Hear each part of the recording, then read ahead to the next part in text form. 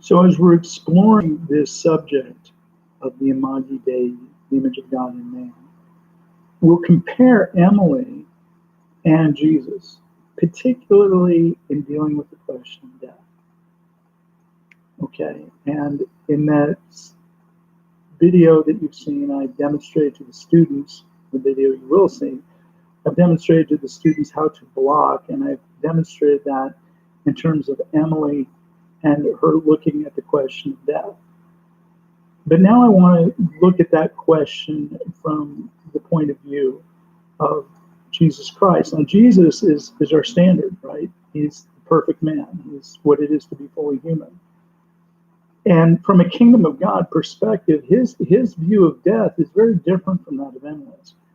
Now, the book of Mark is very interesting in the fact that most people don't know it was originally designed to be kind of oral theater. It wasn't originally written to be produced, to be read. It was written to be produced, to be orally spoken almost as a dramatic production. And so there's a lot of aspects within Mark's gospel that have a particularly well-constructed dramatic effect. And one of the keys in Mark's gospel is the issue of Jesus facing martyrdom, Jesus facing death. And you have a change from the moment of transfiguration to the time that Jesus' death is come upon him. There are three spots in Mark where Jesus is dealing with the question of suffering. I mean, it's a huge issue, right? And Jesus foreknows this from the time of transfiguration. And in the Gospel of Mark account, you have Jesus being opposed by Peter when he says, I have to go die in Jerusalem. I have to go face this death under the Romans. And Peter opposes him. And Jesus says, "Get ye behind me, Satan." Well, I'm not going to get into the metaphysical dynamics of that, but it's from that point forward that Jesus discusses at various places the dynamics of the death that he's going to face. And you can really see a human quality there if you look at those passages as they're developed in Mark. And you'll see there in your outline the various passages, and you may want to reference those in the work that you're doing and the assignment that you have. But what we see is that the first encounter that Jesus has is that he is going to die, and he's going to die, and he's going to die, and it's going to be an unjust death, right? So it's kind of like this foreknowing that he has, that this is facing him. And the tide really hasn't turned yet. The Pharisees really haven't, set up. They've talked about how to kind of get him out of the picture, but there isn't actually a plot to kill him yet. But it's going to be coming, and he can sense that. So he talks about that. Well, the next time, as you see there in your outline, that he mentions his death to his disciples, and they don't understand it. He talks about being turned over to the authority of the Jewish religious establishment and then handed over to the Roman establishment. So all of a sudden, there's an awareness of how this is going to take place. It's going to be like, I'm going to be arrested, I'm going to go to court, they're going to find me guilty, and they're going to electrocute me. But the question is the authority structures that are going to conspire together for his elimination. He's seeing those social authority structures, and he's sharing that with his disciples. And then we have the kind of almost the last premonition, where he talks about the fact that he's going to be beaten, that he's coming to an awareness that it's not just going to be this kind of instantaneous crucifixion. It's not going to be electrocution or cyanide pill or the head decapitated, but actually there's going to be a torturing of him that's involved. His flesh is going to be tortured. And he shares this with the disciples. And again, they don't get it. And then finally, we're all familiar with the Garden of Gethsemane situation where Jesus, he sees what he's going to face. He sees the magnitude of what he's going to face. And we're told that he in his prayer, in the anguish of his prayer to have the stamina to face this, he actually sheds blood in his tears, in his eye ducts. Now, I don't know what the physiological reality of that is, but that it's just excruciating. I mean, the reality of death has come upon him. And then in the conclusion, he gives his spirit unto the Father. Father, unto thy hands I commit my spirit. So here's three premonitions. Here's in the Garden of Gethsemane, it's not so much a premonition as a reality of what's happening. And then he commits his spirit over to God. Okay. And so that's the perfect man viewing death. Now, Emily, she has no clue at all what's going on. I mean, she doesn't even know, where am I? I'm at the gravesite, right? And she has no understanding of death. And her naivete is quite apparent. And so that I've developed that in this section on blocking with the students when I've gone over the details of how to block. Now, I'm going to move into that for a second and move back a little bit from the theological or the biblical side of the story, comparing Emily and Jesus. In blocking, you want to identify with the character. And if you ever do an audition for theater arts, you come in with a passage either from the play itself or from some play that you like, and you audition. Now, when you do that, you've got to develop, it's usually a monologue, and you've got to develop the parts, the bits within that monologue. Now, if you've ever been talking to somebody, say, about an event in your life, you will find emotions can rise up in the middle of your discussion. And sometimes in dialogue, the emotions change, and that's normal. So it should be with good acting. And so what you do when you block is you take out these little bits, these little bites, if you want to call them that, of these little sections in the process of the scene that you're addressing. So in the assignment, you're given instructions to break out 10 bites in the script. And in these bites, you then insert in the footnotes, you'll insert what the internal motivation of the character is. Now, where do you get that? Where do you get the internal motivation? You get it from yourself. Okay, so Emily is growing up here in the first two chapters, and I'm asking you to address the first two chapters to pick a scene that you have some familiarity with. Oh yeah, I remember when, the first boyfriend, or I remember, when I thought I was smarter than everybody else in the class, or I remember when. And I want you to go back into that and get in touch with, in your memory, you get in touch with your emotions. And then that gives you a way to interpret how to produce Emily in that scene. Now, if you're a guy, it might be a little bit different, but you can do it, right?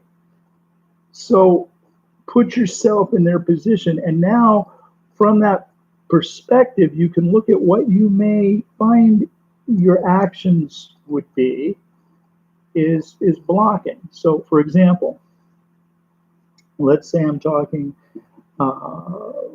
about death, right? And I've had an animal, let's say a friend of mine who's died recently, a good friend of mine who's passed away. So I might do something like look out into the window distantly and sigh.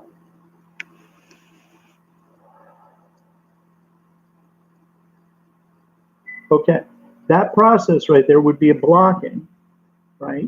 You've said what the character's going to do. to represent that emotional reality that they're experiencing when they're going through that portion of the script. Now, we read that into the script when we're reading it, but we don't really process it. But as an actor, you have to block that out. And you've seen that in the video that I've asked you to watch when I'm teaching students how to do that. So I'm not going to ask you to pretend that you're Jesus, right? I'm not going to ask you to look at facing death.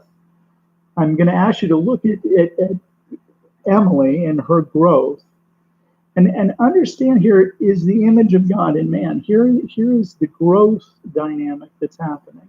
She's maturing as a person, isn't she? And it's a beautiful thing to see.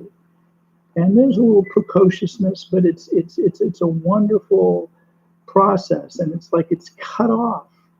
It's just stopped when she has this child, and she dies. And that's where Wilder's work is so well crafted. Right? For the wrong answer, but it's nevertheless well crafted. So we're going to look at, I want you to look at places where she's grown. And in that process, I want you to look at where she was mentored or where she was not mentored. And so one passage that you can do if you want to, but I'm going to kind of give away the goods here, is when she's talking about her schoolwork and her own ability to do great things in school, and how that isn't well appreciated or even understood. And that passage right there in the second act is really well crafted by Wilder. And you can imagine what it would be like to be Emily. Now, you can watch this, right? You can watch play productions and kind of grab from if I was in that scene doing that thing there, then that's a good idea. So she may in a contemporary situation, she may pick up her cell phone and check on and I did very well in my grades, and look at her cell phone, right, as if she's pulling up her grades from her cell phone. But that's the idea of blocking. And I want you to particularly look at the questions of her maturation as a person, and where there were mentors and where there were not mentors, where there were an absence of mentors. And in your paper's prompt, you're instructed how to develop that. So you're going to have two assignments there. One is to break down the script into bits, and then this second part is based on the prompt in the one-page paper. Now, those two together are going to produce that assignment. To do the paper, you're going to have to do the blocking, because you're going to have to reference that in the maturation that's involved with Emily and how that contrasts to Jesus, right? In terms of death, that section right there of how Emily's growth and her perception of death is contrasted to Jesus. I want you to do that as a separate project from the project of the blocking. But I want you to see how the two things are integrated.